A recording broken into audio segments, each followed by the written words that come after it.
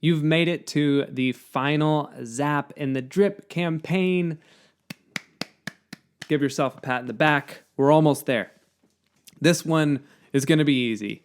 The reason why is we're just going to copy that last Zap that we created and just tweak a few things. So we'll go into the dashboard. That second email Zap, we are going to copy. We will rename it last email with feedback. Click save. Let's jump in and take a look. So, new response in spreadsheet, that's still the trigger. The delay, instead of 3 days, we're going to change this to 6. So it'll be 3 days after the last email that was sent and 6 days from when they submit the form. We'll click continue. Sure, why not?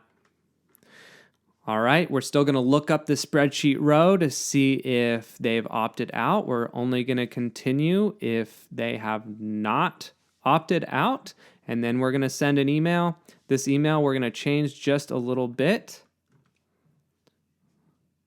We'll call this tip number 3, final. Cool, here's the final tip. All right, so they don't need to opt out because the drip campaign is done. So we're going to remove that. But we do want to have them give us feedback. And the way we're going to do that is ask them, did you enjoy these tips? Yes or not really? And the trick here is that we're going to actually type in some HTML here.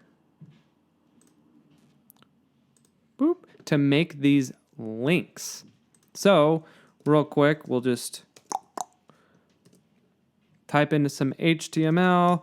If you don't know HTML, it's simple enough. Use Google and ask. And Google will tell you, I promise. So we're just going to finish this out with break there, break there. And then finally, did you enjoy these tips? Don't need a break there. We're going to create a link here. Boom for yes. And a link for not really. Now you might wonder what we're going to do with these links. And there's a special trick that we can do with Google Forms to pre-fill the forms with some information. This can be really handy if you want to save your customers a little time and make the feedback process simple. So when we go into Google Forms, I've created 2 Google Forms. One is they clicked yes, they did enjoy the tips. And one is not really, we need some feedback. And so here's the one. If they enjoyed it, we're going to say, hey, be the first to know when our course launches. And they're going to give us their email address.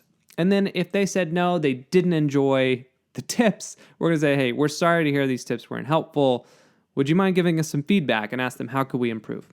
And also, we need to record their email. So there's their email.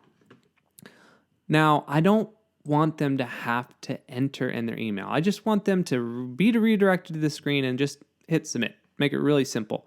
So Google Forms has this really cool way for you to do a pre-filled form. So right now, I'll just show you. Okay. So now I have a link copied to my clipboard that will pre-fill this with the email instructor, brycev@gmail. Now, that's not what we want for the customer. We want their email to be filled out. So how are we going to do that? Well, with Zapier, we can map things. So if we paste in this URL, you can see that it's included the email I typed in as the response. Now, instead of that email, we can go to map a field. And I'm going to choose the email of the customer that filled out the form. So boom, now it's going to be updated with their email address. When they click this link, the form's going to be pre-filled with their email. All they're going to have to do is click submit. Pretty tricky and a great way to make it easier for your customers. So we're just going to do the same thing for the negative feedback. We're going to go to get pre-filled link. Awesome. Doesn't matter what this is. Get the link, copy the link, and then here's the link we need. And the thing we are replacing is this last bit here, and again with their email. Boom.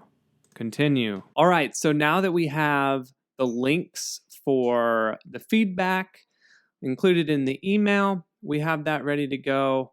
We'll just skip that test. And the very last step in the automation is to create that detailed event. There's not much we need to change here except for last email sent. Perfect. Continue. We'll turn it on. Whew, we did it. We finished the drip campaign. It didn't take too long, I hope. You could continue adding emails into this campaign. Potential next steps is to look at those feedback responses and add another campaign based on the yes responses, or do whatever you wish. Mix and match. Create a new campaign. Lots you could do. If you have any questions, we've mentioned it before, join the Slack community, brycevernon.com/Slack, and you'll be able to get in there. We talk a lot about email marketing campaigns and how you would use Zapier. So jump in there, look forward to chatting, and we'll see you in the next lecture.